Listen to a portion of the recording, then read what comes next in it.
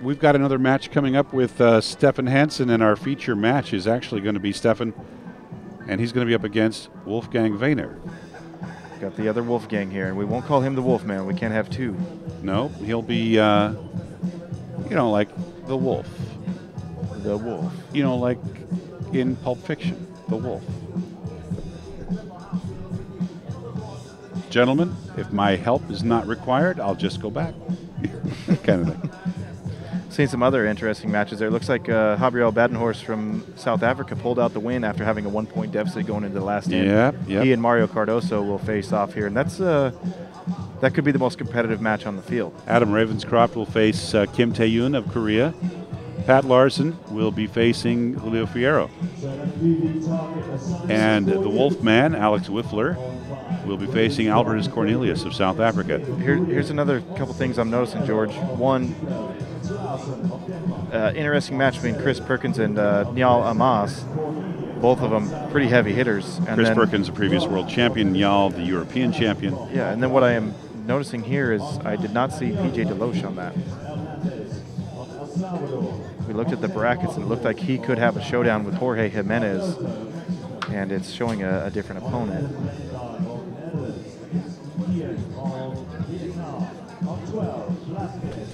We've got Pat Coughlin up against Jogven Niklasen of the Faroe Islands. Amir Kazimpur, the famous archer from Iran, will be facing Igor Kardash of Ukraine. 2007 champion of the world Dietmar Trillis of Canada will be facing Daryl Wilson of Ireland. Dejan Sitar of Slovenia is up against Andres Cardona of Colombia. My buddy Yuta Yamamoto of Japan will be facing Alexander Dambaev of Russian Federation. It'll be a strong test for Yuta. So it looks like here PJ Deloche was put out by Sebastian Hamdorf of Germany, so the world #1 going out in the first round. That's not something I would have predicted. I wouldn't have either. Although PJ was the lower seed entering this. Yes, he maybe had a rough start. Yeah. Listen, a lot of these guys had such a challenge with the wind. I mean, you can hardly blame them for the circumstances here. Yeah, it's and like we had talked about not long ago, when a shooter shoots in a lot of wind, it can really throw them off for a long time after. If they don't have the time to get in some calm conditions and work out their execution, there can be some serious implications, serious issues that they have to deal with. That's why I think you're better off sticking to what you do and worrying less about your qualification scores and hoping that you'll still have it when the time counts to shoot it in eliminations. Interesting thought. Makes sense, Steve. I mean, when you're talking about something that's so critical timing-wise, I can understand why you would really want to make sure that you didn't compromise that. Yeah, I'd rather, like I said, I'd rather give it up and shoot a little lower score in qualification because no one's ever won a world championship after the first day. Yeah. And then hopefully still have my best form with me for the elimination days that, obviously are all that matter. Qualification's great and all, and it's cool to lay down a killer score during that, but it's meaningless. Uh-huh.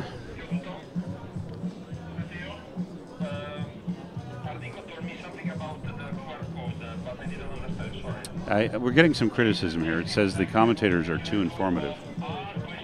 I think that's an excuse for us to eat some candy and be quiet for a while. Yeah, maybe we'll give it a minute or so. Yeah.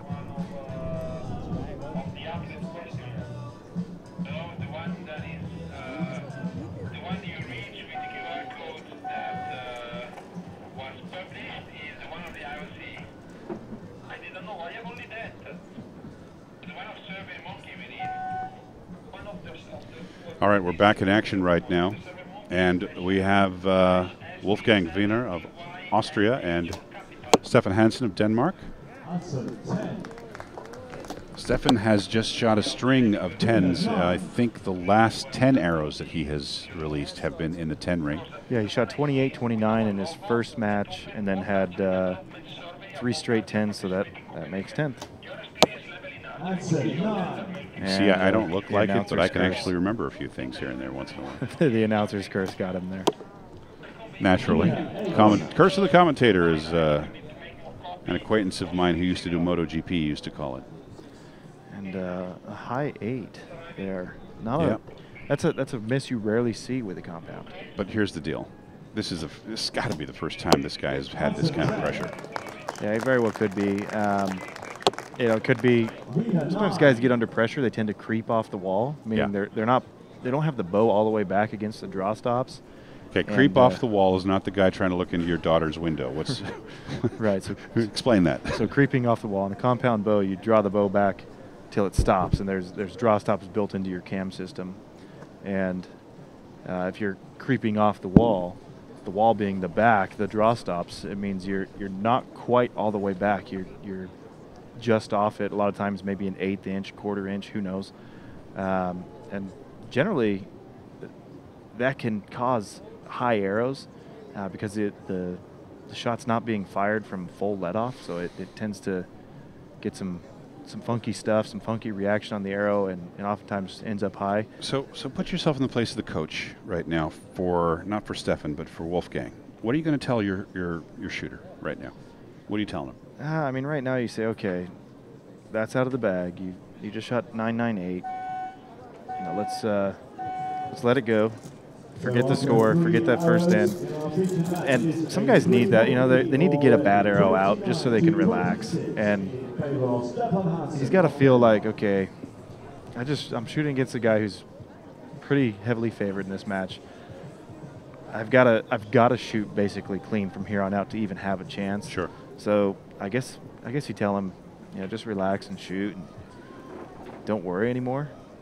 You don't tell him necessarily to give up, but sometimes if you tell him to give up, I'm doing quotations with my fingers here. Yeah, finger quotes. Yeah, then they can relax and just shoot what they need to do and maybe make a match out of it. Who do we fancy for the medals is the question from Jesmine 1966. Who do we fancy for the medals? I presume that the question will be with respect to the compounds. Yeah, on the compounds, which we're watching here. Mike Schlusser. Yeah, I see. I have to look at the brackets and see how it all play out. I see Mike in the gold medal match. Forgive me for being obvious, but Mike Schlusser. Yeah, that's a pretty. It's like saying a Korean in the research side. Yeah, you're right. Not quite that foregone a conclusion though, because here's the deal. You mentioned Dimar Emagakli of Turkey. Yeah, I could see him and Mike meeting in the semis, but that's not possible. Yeah, it is. They would meet in the semis. Yep, it's possible. So I could see Mike in the gold. I'll tell you who else. Braden. Martin Damsbo. Martin Damsbo. Yeah, Martin the number is 7 at home, seed. my friend, and he's in fine form. Yeah, he's on top of his section of the bracket, so Martin. And he's going to be the crowd favorite. Yeah, Martin. That's not a hard one to call either. And Stephan Hansen, I'm telling you right now, has the potential. Yeah. If I had to pick, looking at the brackets now, I would say your semifinals are going to look something like. Oh, we're going to go with Mikey. Mr. Kim from Korea. All right, you give yours. Okay, I'm going to say Mr. Kim from Korea, Mr. Schlusser, Mr. Damsbo. 3, 2, 1. Okay. Right, I'm going to go with. I'm going to go with semifinals looking like Demir from Turkey, shooting against Mikey Schlosser. And then on the other side, looks like I'm going to say Braden Gellantine against Martin Damsbo. And they've shot against each other before in some pretty high stakes matches, including a World Cup final gold match. I think I'm gonna go with my countryman Braden, because I'll spend more time with him, and chances are we might be rooming together next week. So I'm taking Braden as a pick. Next week being the World Cup in Poland. In Poland, yeah. And Braden's been shooting just incredibly strong. He's in a good place in his life right now, isn't he? Yeah, I would say, as we would say in the States, Braden's shooting just stupid right now. He had some arrows we shot head to head at a trials event, and he was actually telling me where he was gonna hit on the X ring. He said, "Oh, I'll shoot this one 9 o'clock X. I'll shoot this one 3 o'clock X," and it was pretty impressive. So I'm gonna take Braden over Martin to get into the gold match, and Mikey over Demir, and I'll leave it at that. Okay. All right. Well, we'll see how it shakes out, because there's no harm, no foul by being wrong or right. No. I don't have a bet placed in Vegas for this. So 3-point difference now in favor of Stephan Hansen down there. Let's take a look at some of the other scores. Just going around the horn here.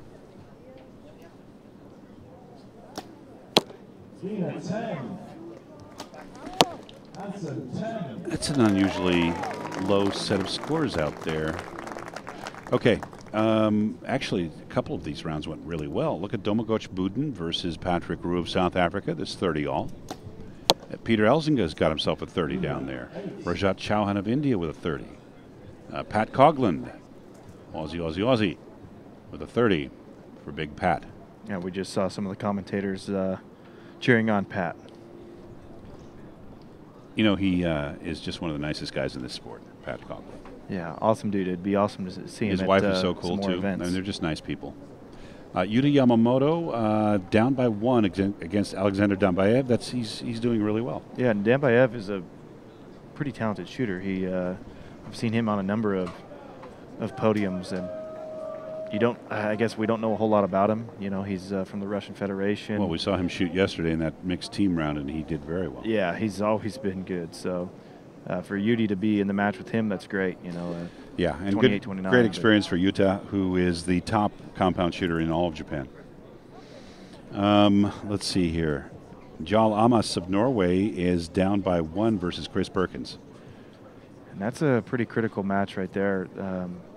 Jarl has had some humongous scores. He had a year 2 years ago, I believe, he qualified #1 in Nîmes with something like a 598.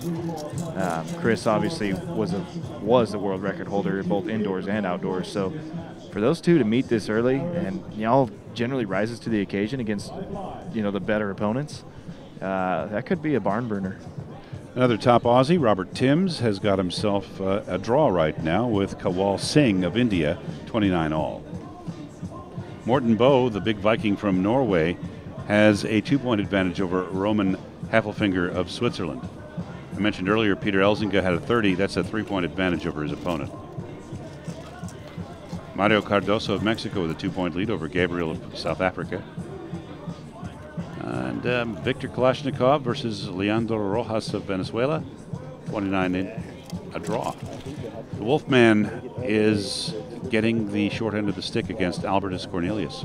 Yeah, Wolfman at a 26-28. He didn't open up well that end. I'm seeing that Roberto Hernandez is also down 25-28 against Federico Pagnoni. So a couple of really talented shooters with some lower scores that end. Well, let's see what happens, because we're about to see an update on the scores as they're getting ready to pull the arrows. That could change. Kim Tae-yoon of Korea looked like he had a really good group down there, just eyeballing target number 5 with the naked eye. It looked solid. Let's see what happens here. By the way, I did expect that we would see a podium for Korean here, and yes, you predicted that back in the office. I still think that's the case, but I don't think it'll be a top step. For male. Right, for a male compounder. So we're just waiting for the scores to roll in. I'm going to hit refresh here on the button and see what we get. Here we go. 2-point lead for Adam Ravenscroft over Kim Tae-yoon. So that's a big change there. Pat Larson and Julio Fierro are still tied at 57 each. Albertus Cornelius pulled out more points on the Wolfman. What's up with that? Wolfman uncharacteristically low right now. Yep, 28. Is that what I'm seeing? Yeah, 26-27. Oh, yeah, that's him. Yeah, 26-27. That's not him. That's somebody's taken the Wolfman and replaced him with somebody who looks like him. Could be. Well, let's be fair. I mean, this is not an easy event. No.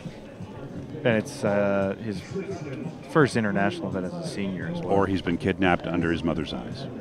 Could be. Yeah. Okay. 59-59 for Alberto Blasquez, Alberto Blasquez of Spain versus Mikhail Filatov of Russia. Domagoj Buden still keeping a 1-point lead over Pat Roux. Morten Boe probably not happy having given up his lead to Roman Heffelfinger. It's 53 points to 50 for Morten Boe. Peter Elzinga keeping up the pressure. He's got a 5-point advantage right now. We're looking at a 1-point advantage for Rajat Chauhan of India. Got a 2-point advantage for Kawal Singh of India. Our good friend Jorge Jimenez of El Salvador looks like he's struggling against Sebastian Hamdorf of Germany. Mr. Hamdorf has a 4-point lead. Hamdorf coming off the win against PJ probably has a lot of confidence. Shooting really well right now. Yep. And a 2-point lead for Chris Perkins. Pat Coughlin has himself a substantial lead. He's got a 6-point lead versus his opponent from the Faroe Islands. What I'm seeing here is the wind has picked up a lot. It kind of explains some of the lower scores that some of the shooters have. So you characterize what you're seeing right now as a lot of wind? I mean, the wind has picked up. I'm not questioning you. I'm just looking at it and I'm thinking to myself, if I was shooting a recurve in this, I'd be okay. Maybe one or two rings over at the most. Yeah, it's not a lot, but what really screws with the shooter is the feeling of the it. wind. Yeah, I mean, as you become accustomed to one. Oh yeah, look at that flag there. I mean, the viewers, I say look at that flag there without any regard to what the viewers can see, but you see the Copenhagen flag right there, the one in the middle? Yeah. Look what it's doing relative to the other flags. It's just swirling around out there. Yeah, it's going a different direction. And so you can feel that, right? And for these shooters, a steady wind that's predictable is shootable in. But as it starts to change or it picks up, 5 or 6 miles an hour, that really can throw you for a loop. Dambaev is making up ground on Mr. Yamamoto now. 3-point difference in favor of Mr. Dambaev. And Carl-Henrik Gidenskold of Sweden has a 2-point lead over Scott Bryce of Australia. And it looks like we're about to be on camera here. Ooh, scary. Yeah. I've always been told I have a face for radio. That's my line. They say a face only my mother could love, but I don't know if she loves me anymore. Just kidding. I hope she didn't hear that. All right, let's see here. Oh, some people are talking about bow stuff here. Yeah, there's some bow discussion going on.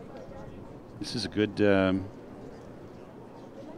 This is a rather good discussion. I think we've got a high level of geeks. You gotta have. Yeah, I'm one of them. I'll probably be on there later. 3 straight tens for Wolfgang Wiener of Austria. Closes the gap to 4. Stephan Hansen still leads at 88 to True 84 ball. after HBX. Yeah, some talk about Rio's encouragement for Timsy. There.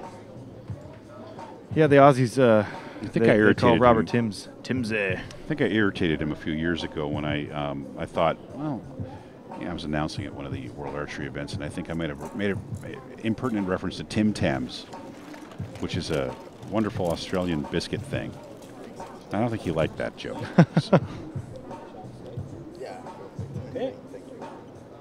Okay, let's see here.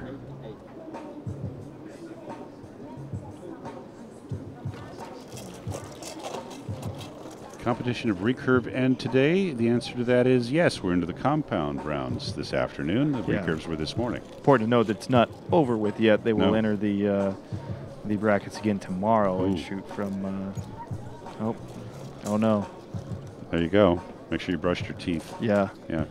I think you got something there from lunch. Yeah, some spinach. So this is what we have here, by the way. No, we're off camera. We're out probably for the best. I was about to show what Juan Carlos was trying to give us, but that's okay.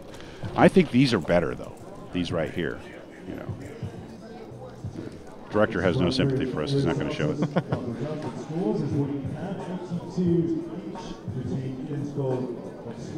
Let me zip down those scores once again.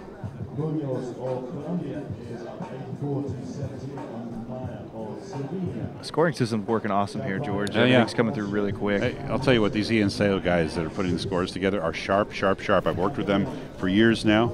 These guys, they can write code on the fly so that when something goes wrong or you need something different, like they created something in like 18 minutes for me a few years ago called Speaker View, right? So I have my iPad and I can look at certain things a certain way because they wrote this piece of software. Matteo Isiani wrote a piece of software while we're sitting outdoors in Thailand at the Asian Grand Prix, and it's what everybody uses now. And he just, boom, wrote it. It's like something out of the Matrix. He's amazing. Yeah, it's incredible. Shooters' individual target scores will update on our screen here, and we're able to see them as soon as the shooter pushes enter on the tablet. Yeah, some of you who may be watching and listening have probably met Matteo if you've been to a major event or even the Vegas shoot. He's the Italian running around with his hair on fire all the time. Constantly. All right, so Stephan Hansen is up 4 right now. It's not as bad as it could have been for Mr. Wiener. Yeah, for giving up, for shooting 26 the first end, he's held steady since. Adam Ravenscroft is looking to deny Kim Tae-Woon a path to the podium. Yeah, and Ravenscroft's a great shooter in his own right. He, at the 2013 World Championships, ranked 2nd in qualification behind Jesse Broadwater. So he's no slouch, obviously. If you can shoot 710 plus, you can throw down great head-to-head scores at any given match. How much you want to bet that he's feeling right at home with this weather? From GBR, yeah, he's probably 100% accustomed to this. Wolfman's still in trouble. Yeah, Wolfman, we may be seeing the end of him at Denmark 2015. Maybe, yeah. Albertus Cornelius showed up with a silver bullet against the Wolfman, maybe. Well, let's see. We'll see what happens. And a top-level name. Absolutely. Classy name, Albertus Cornelius. Should be Sounds on like the he should cover have of been the like book. a Roman senator with a name like that, you know. Viktor Kalashnikov, a name of a different class. Definitely get some cool points for a name like that. He has a 5-point lead right now. We've got a draw between Gabriel and Mario. And watching our other Wolf game here, he looks like he has a 29 with one that's really close. I don't think he's going to get it. Let's throw an eyeball on that for you. But he's holding pace with Stephan, so that first end jitters kind of got him. But since then, he's thinking hold on. This is really tough to see because of the angle. I'm going to hold off answering that one because the spotter very correctly is calling that out with a 9 asterisk, and the judge will have to look at that. Yeah. There's too much arrow between me and the target.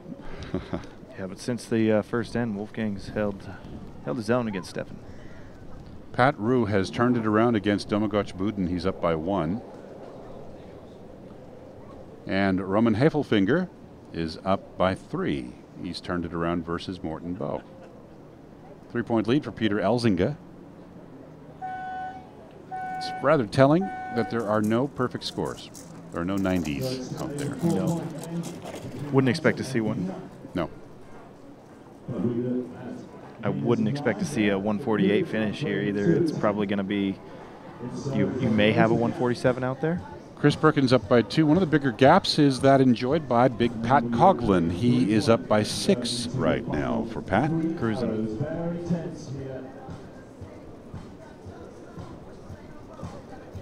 Amir Kazimpour of Iran has a healthy lead.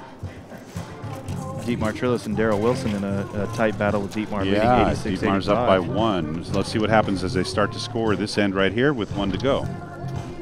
3 arrows to go, 12 arrows down range.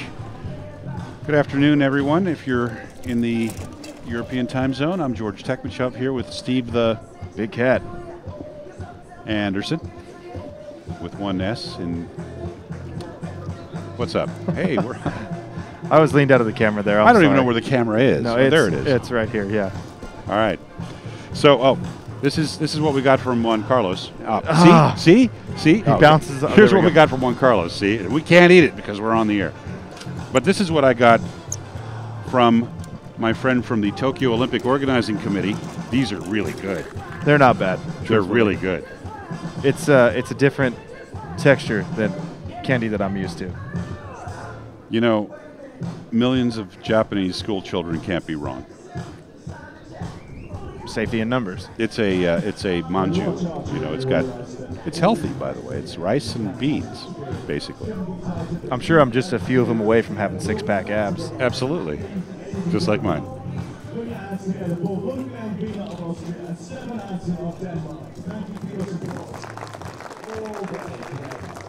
All righty.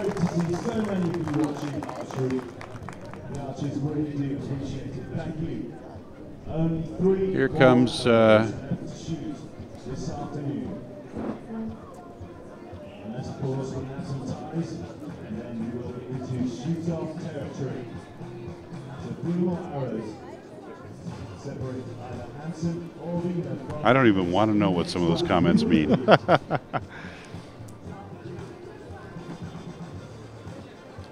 Fink08 says hi. Hello. Hello. Thanks for being here. Oh dear, who are those two? That can't be good. The comments are just blowing up right now. I'm getting asked if I see many of the OK archery bows. I think there's one out there. I think we're looking at Wolfgang shooting the only one. I've seen one in my entire archery career. Yeah, I see him here and there. Yeah, Wolfgang has one. Oh, does he? That's the only OK archery bow I've seen on the field. Yeah, they're okay. Yeah, the ones I've seen and from shooters who I know who have tried them, they say great I love this craftsmanship. comment right here. They sponsor a lot of local archers, but apparently can't match the big money that Hoyt, PSC, and Matthews offers international pros. I can count the number of guys actually getting paid by those three companies on both my hands here at this event. It irritates me. The perception people think that archers are bought, and they're not. Yeah, the perception of consumers that big pros have these huge contracts. I mean, I wish they did. By the way, I wish they did. Oh, I would wish love our to. sport were like golf, where you could make $100,000 a year if you're number 100. Yeah, I mean, I've had a lot of success, and I carry a top 15 world ranking, and you work. I work for a living. Yeah, I show up to work every day.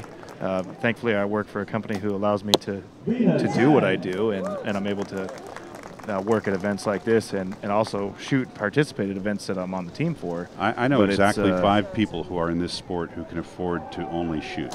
Yeah, it's very, very, very small number. I mean, we're talking 5 people here. Yeah. So, personally, that's my bugaboo. It bugs me because I know the truth. Right. But you don't want to, get on these archery forums and start complaining back at these people who make this stuff up because, if you argue with a pig, he just kind of drags you down and beats you with experience. Right. It's just irritating. A lot of misconceptions in the sport, and having worked in a major bow manufacturer and now for a major arrow manufacturer, I am lucky to understand a lot of the business side of archery and see it as a shooter as well and a consumer. I mean, I don't have things handed to me. I still go to LancasterArchery.com and buy things, and there's a lot of misconceptions out there. Yeah.